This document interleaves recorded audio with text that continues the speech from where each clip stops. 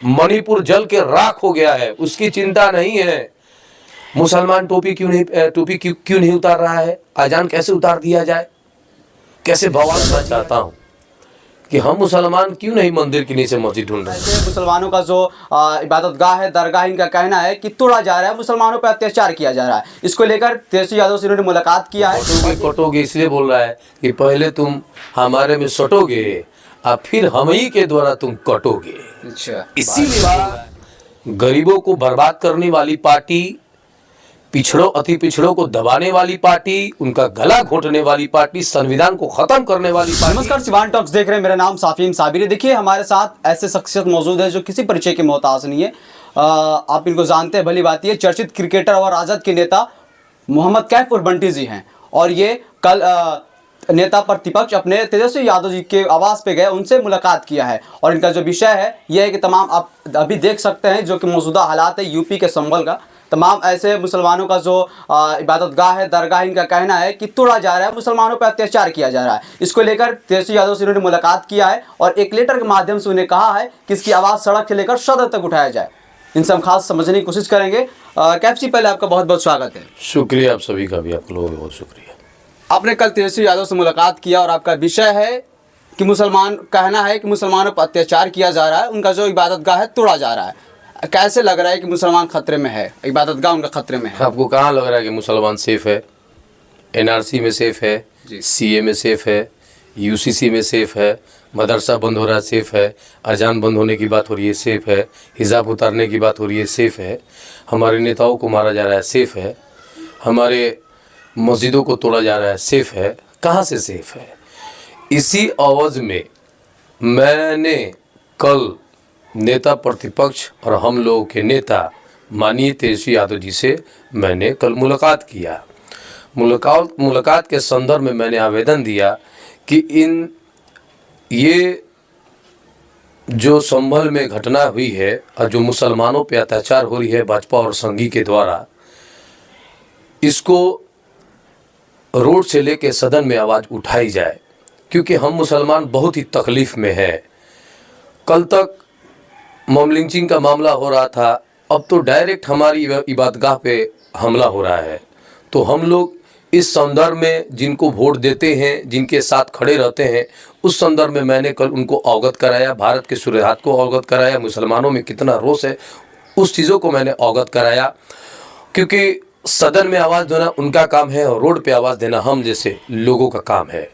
तो उन्होंने आश्वासन भी दिया है कि इस बात को बहुत गंभीरता से उन्होंने लिया है और ज़रूर इस पे कुछ ना कुछ अच्छा होगा। फिर भी मैं कहता हूं कि आवेदन देना, जाके अपनी बातों को बताना बहुत अच्छी बात है और देना भी चाहिए।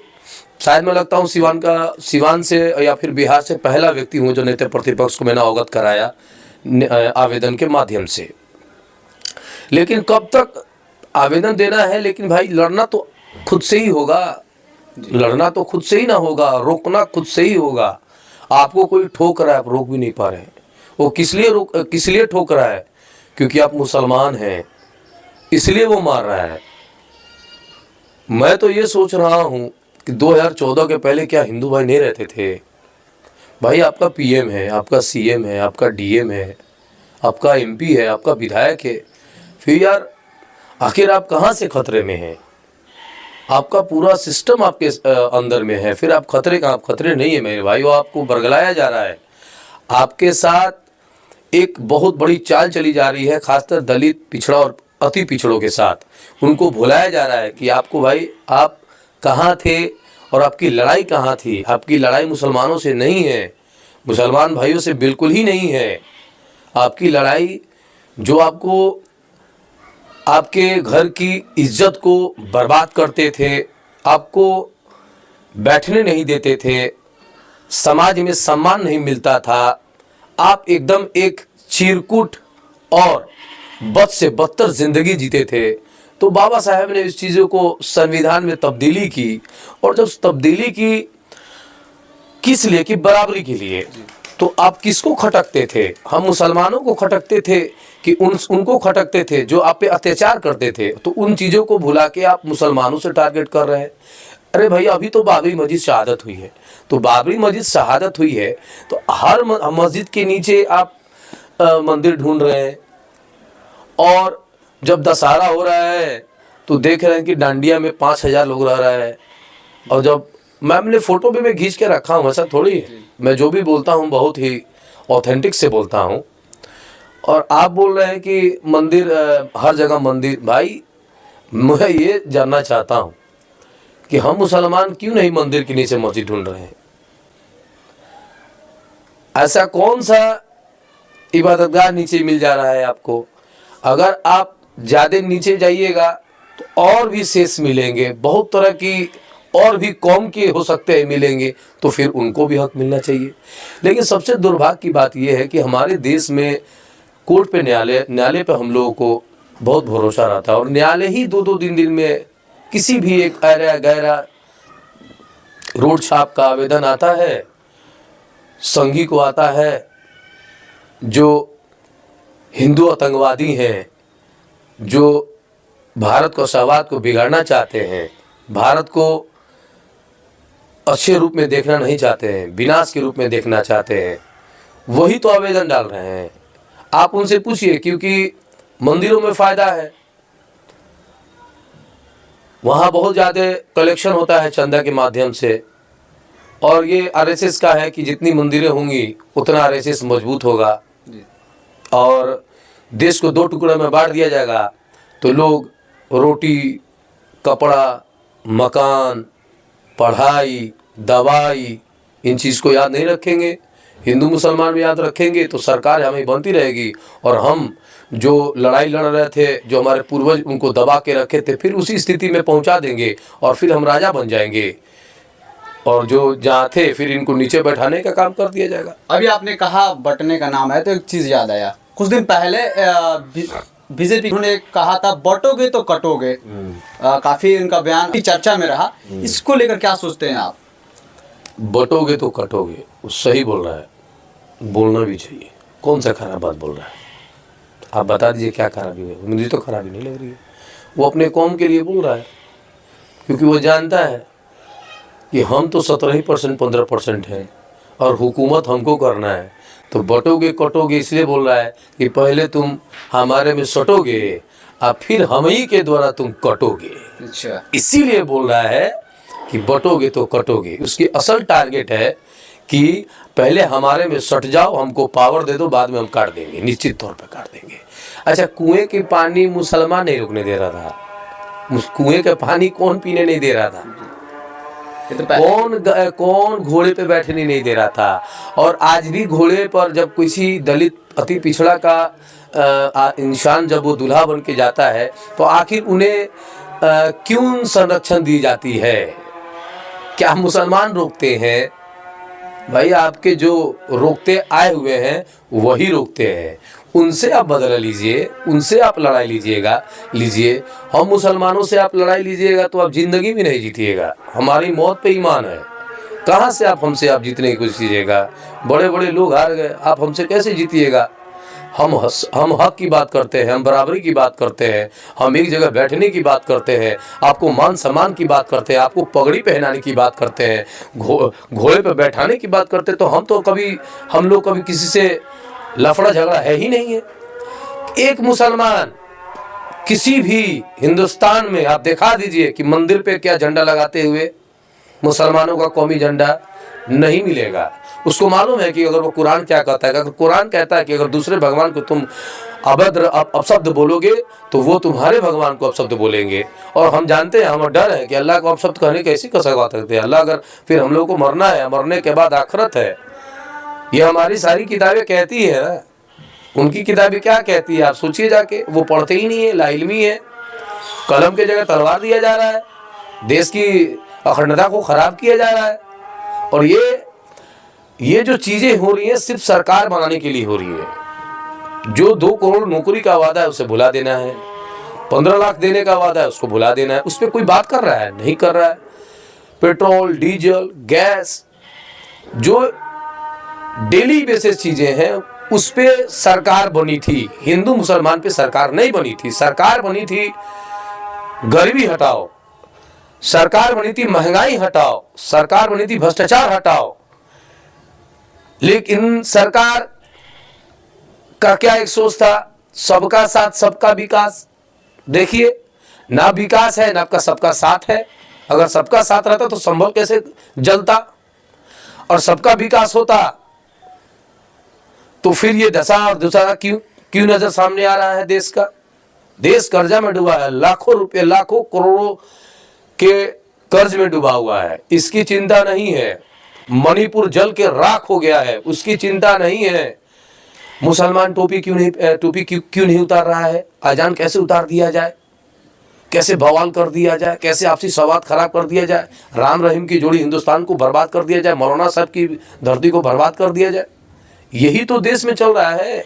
लेकिन बंटी जी, आपका कहने का लगातार इशारा मान ले कि मैं डायरेक्ट बोलता हूँ, इशारा क्या बोल रहा है? चलिए डायरेक्ट देखो, भाजपा जो है, भाजपा दलित विरोधी और मुसलमान भाजपा से विरोधी डरता हूँ मैं क्या? आपको लगता है मेरे भाषा से आपको कि मैं भाजपा से मैं डरूंगा? मैं किसी से डरता ना हूँ भाई मेरी याद रखिएगा। भाजपा क्या है? भाजपा क्या है बताइए आप? भाजपा गरीबों को बर्बाद करने वाली पार्टी, पिछड़ों अति पिछड़ों को दबाने वाली पार्टी, उनका गला घोंटने वाली पार्टी, संविधान को खत्म करने वाली पार्टी और लोगों को कलम की जगह तलवार देने वाली पार्टी है भाजपा। क्योंकि ये आरएसएस से आती है। आरएसएस पर 3 मरतबा बैन लग चुका है। अच्छी चीजों पर बैन लगता है। अब बैन लगाने वाले कौन थे? मुसलमान थे। बैंड जो आरएसएस पे लगी थी, कौन लगाए थे? मुसलमान लगाए थे कि उन्हीं की हिंदू जाति लगाते थे। उनको मालूम है कि हिंदू खतरे में है, वाकई हिंदू खतरे में है। भाजपा से हिंदू नहीं, बिल्कुल भाजपा से हिंदू खतरे में है। क्योंकि हिंदू इसलिए खतरे में है, हिंदू स्वाभिमान यात्रा भी निकालते हैं। मेरी बात को कंप्लीट होने दीजिए। हिंदू इसलिए खतरे में है क्योंकि उनको फिर से वही दशा दिखाने की कोशिश की जा रही है, फिर से उनको नीचे बैठाने की साजिश रची जा रही है, फिर से उनको कलम की जगह तलवार देने की सोची जा रही है। तो वो भाजपा सही में कह रहा है कि बटोगे तो कटोगे, तो 83% वाले जहां बटेंगे तो कट जाएंगे, 17% वाले काट देंगे। ये तो सिंपल तरीका है कि बटोगे तो कटोगे। वो ये जो भाषा है योगी जी का है, मुख्यमंत्री उत्तर प्रदेश का है। तो उन्होंने कहा बटोगे तो कटोगे, तो सही बोल रहे हैं कि 83% वाले अगर तुम बटोगे तो निश्चित कटोगे, और 17% वालों को बटोर रहे हैं। वो आप बोल रहे भी रहे हैं कि 83% वाले तुम बटोगे, हम 17% वालों आगे चल के तुमको काटेंगे। और काटेंगे, वो काटते तो आ ही रहे। आज उनकी इतिहास देख लीजिए, उनके आप इतिहास देख लीजिए। जो इस तरीके के लोग हैं वही ना आरएसएस में सटे हुए हैं। जो अच्छे लोग हैं वो अपना संभाल रहे हैं। मैं सबको थोड़ी बोल सकता हूं। 5 उंगली बराबर नहीं है। हर जात में, चाहे वो मुस्लिम हो या फिर हिंदू हो, कहीं ना कहीं कुछ लोग खराब होते हैं। लेकिन जो आरएसएस के लोग हैं, फाइनली वो बेकार लोग हैं, घटिया लोग हैं। वो देश के हित में काम नहीं करते हैं।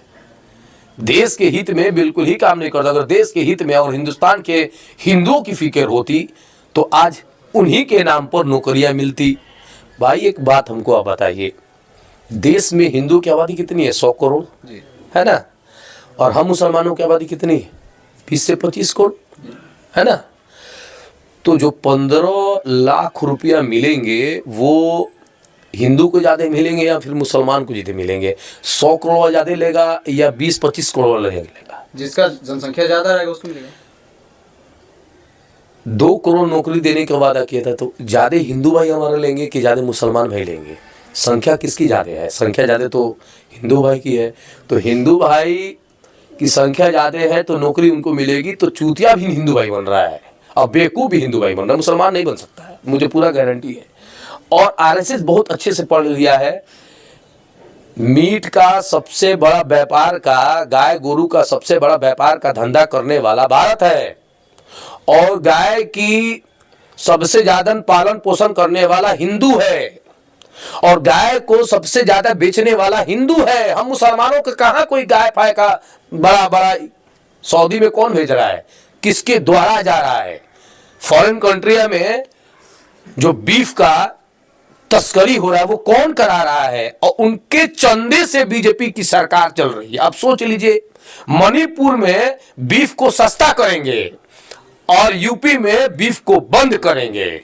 मैं नहीं कह रहा हूं मेरे भाई, जी ये रिपोर्ट कह रही है, और ये कह भी रहे हैं कि मणिपुर में बीफ को सस्ता करेंगे और यूपी में बीफ को बंद करेंगे। तो ये तो दोहरी चरित्र के जो चाल है, ये हिंदुस्तान के हिंदू भाई समझे। हम मुसलमान समझ चुके हैं कि बीजेपी इंसानियत के नाम पर एक धब्बा है, और आरएसएस उससे बड़ा काला दिन होगा। वो जब भी आएगा काला दिन लेके आएगा, और वो सिर्फ और सिर्फ क्योंकि वो कह रहे हैं कि हम राष्ट्रीय सेवा संघ हैं। मैं उनसे पूछना चाहता हूं, कौन से भगवान, आपके देवी देवता, एक भी आप बता दीजिए कि क्या वो मुसलमानों से उनकी जंग हुई थी? राम जी मुसलमानों से जंग किए थे, हनुमान जी मुसलमानों से जंग किए थे, शंकर जी मुसलमानों से जंग किए थे, विष्णु जी मुसलमानों से जंग किए थे। भाई कोई जंग ना आपके देवी देवताओं मुसलमानों से नहीं किए मेरे भाई, आपके देवी देवता आप ही के लोगों से किए हैं, आप ही के राक्षस से किए हैं। हम लोग क्यों आप जबरदस्ती के गले के पीछे पड़ रहे? आपका कोई भी मंदिर हो, आपका मंदिर पर एक बात आप जान लीजिए, हम मुसलमानों की जब भी मस्जिद बनती है किसी की जमीन पर नहीं बनती, उनकी खुद की प्रॉपर्टी होती है। मुसलमानों की खुद की प्रॉपर्टी हो तो उसी में जमीन बनती है। किसी की नाजायज जमीन पर मस्जिद बनाना हमारे कौम में, हमारे शरीयत में हराम है, और हम लोग हराम के सख्त खिलाफ हैं। तो अब कैसे उस पर बोलेंगे? अरे तो सरासर किसी तरीके से मुसलमानों को, हिंदू भाइयों को आपसी लड़ा के, काट फाट करा के कि सत्ता किसी तरह काबिज हो, सत्ता की। अगर हिंदुओं में इतनी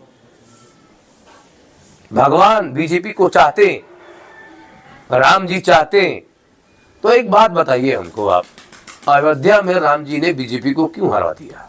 मुसलमानों ने हरवा दिया। आप तो वहां तो प्राण प्रतिष्ठा डाले थे, आप ही का बीजेपी वाले का वहां जो कैंडिडेट थे, और बीजेपी वाले को खुद ही भगवान राम ने प्राण प्रतिष्ठा निकाल लिया। मुसलमान गए थे वहां पे हराने के लिए। लोग जग चुका है, समय का इंतजार है, और हम मुसलमान बैठने वालों में से बिल्कुल ही नहीं है। जो जिस तरीके का जवाब देगा, चाहेगा, उसको उसी तरह जवाब मिलेगा, क्योंकि लड़ाई हमारी खुद की है, हमारी आन बान शान की है, हमारी नाक की है, हमारी टोपी की है, तो लड़ाई तो होगा ही।